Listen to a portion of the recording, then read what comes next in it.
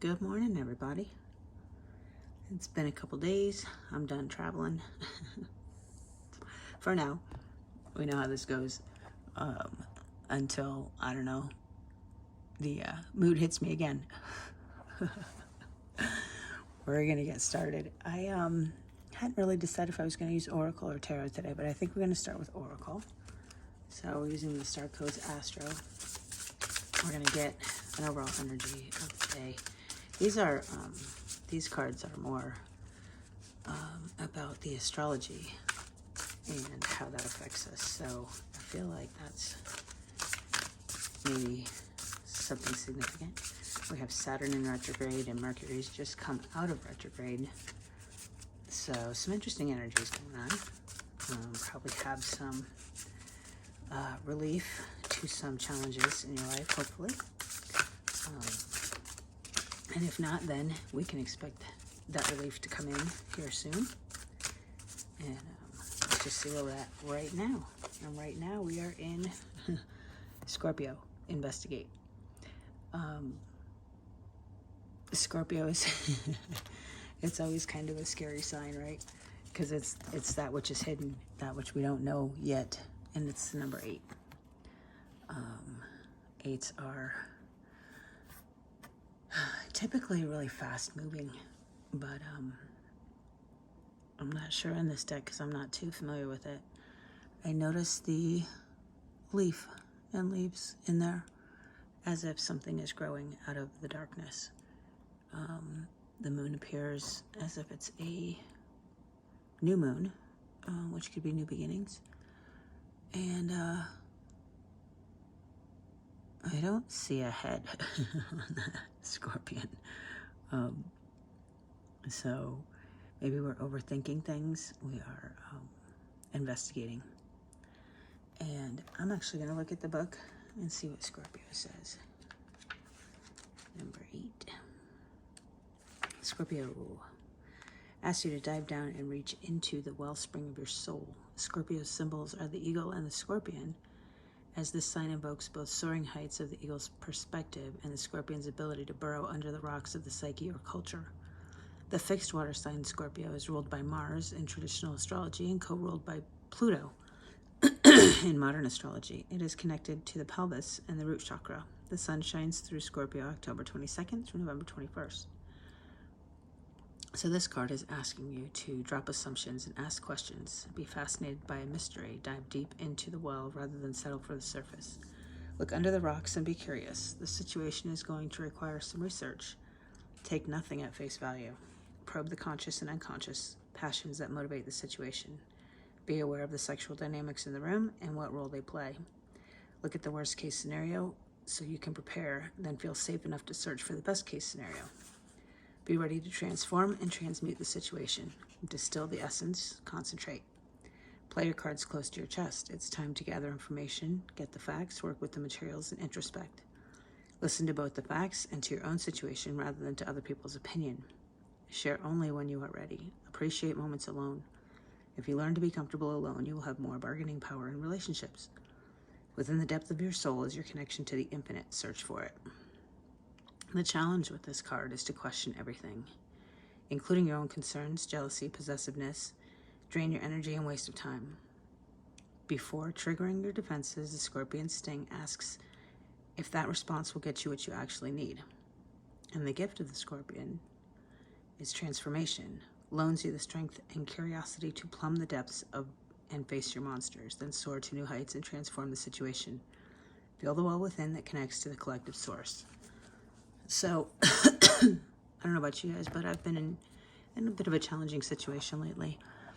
And I think what this card is asking us to do is to look at the part that we play in it.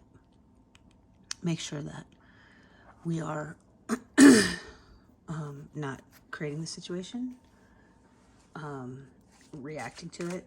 Make sure that we are taking time to respond and to self-evaluate how we are creating this situation in our lives. The answer to everything is heal. So to clarify, we got the 10 of Wands, which is burdens, right? This is burdens that we are looking for, or that we have in our life that we need to evaluate. Granted, when it comes to people, it takes two to tango, and it's not always just your fault, but you're the only one you can control. The other one we got is the Five of Cups in reverse. Five of Cups is looking at the glass half empty instead of half full. So I think with the burden that you're needing to lay down, you're also needing to look at what's still there, not what's missing. To the Knight of Pentacles in the reverse. So that Knight is slow moving, right? He's not even moving. He's planting seeds. So I feel like this card is saying, what seeds have you planted? Have you helped to create the situation? And can you take responsibility for and thus change the situation? I think you guys have heard me talk about the movie The Butterfly Effect. One tiny change can change the trajectory of the entire situation. And it's when we leave it alone and we only worry about ourselves and stop trying to control other people that things actually work out to everybody's highest good. And I think that's what the message is for today. Can we get some advice from the Astro cards as to what we might need to look at within ourselves? How can we change the situation from our perspective in order to improve it? I feel like it's going to be communication, but let's see what the cards say. Speaking of communication, guys, I started a new channel. It's called Dear Words, Infinite Possibilities. On there, I haven't decided if I'm going to pull cards or just do more of like a podcast, but we're going to be discussing the words that have subconscious meanings in our lives that we've attached to, that maybe not everybody in the world feels that way about those meanings. Retrograde review. So, yeah, review the situation. See what it is you've done to create it. If we look at retrograde, it's number 15. 15 reduces to a 6, and 6 means love. So we definitely need to be looking at all things from a place of love. That's the only way. It's the only way it works, really, right?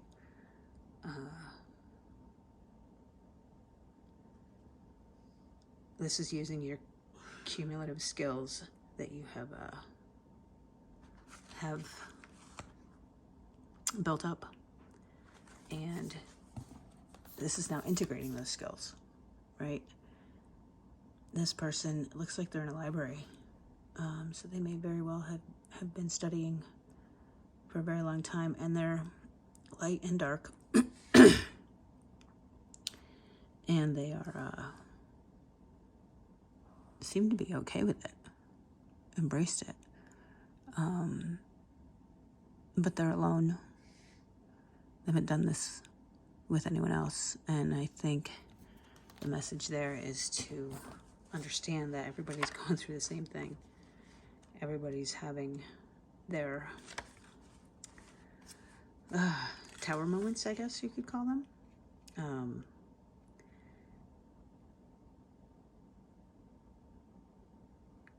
I'm just reading from the book.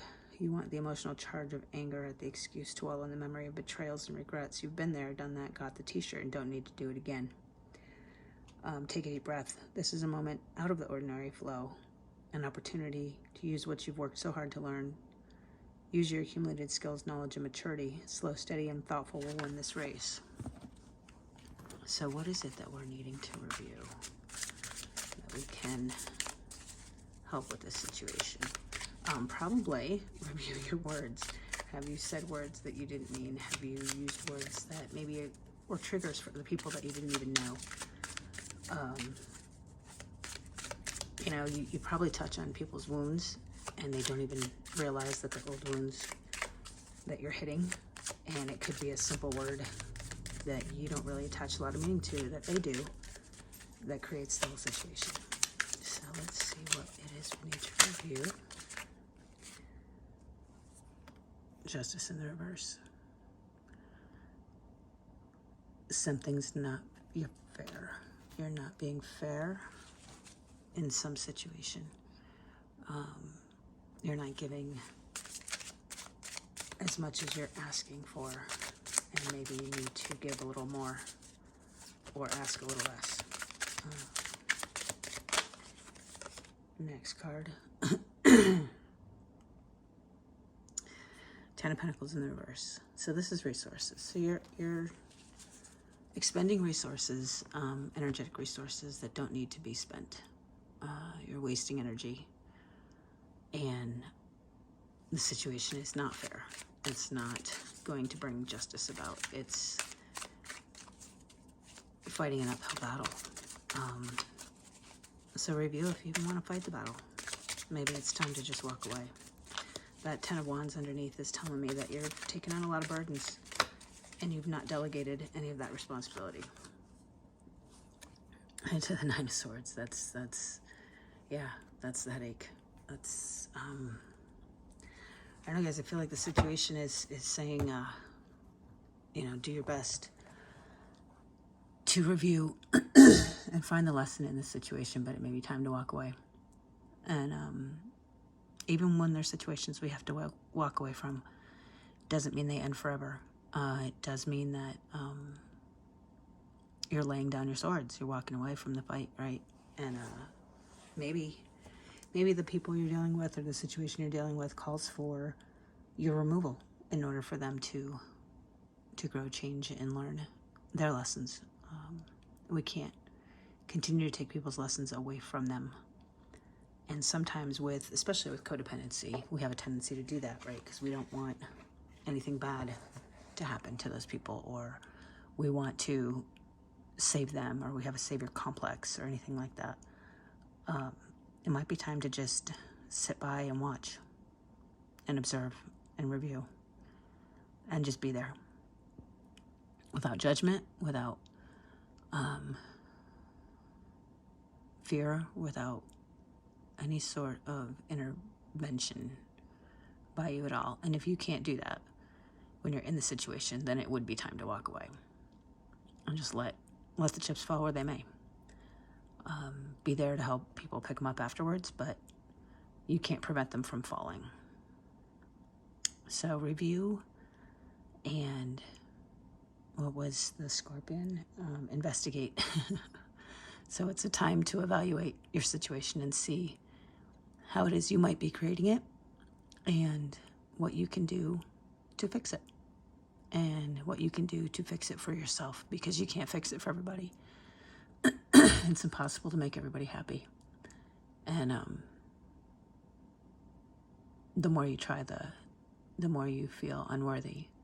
So just work on yourself, guys. Work on finding your own serenity. Have faith and believe that anything is possible. You know, I've kind of been using this mantra for a while now, believe in the impossible. You don't have to have it figured out how. That's the beauty of the impossible, is there's so many ways that God can figure it out and make it happen for you that you've never even thought of. So why not just surrender and let him do it?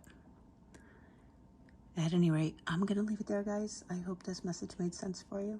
And feel free to check out my other channel. I'm probably going to post on there this weekend for the first time. Like I said, we're going to talk about words and what they mean to you specifically, and how we can identify those words that might be limiting our growth or our potential or our manifestations. All right, guys, I'm going to leave it there. I love you. Love and light.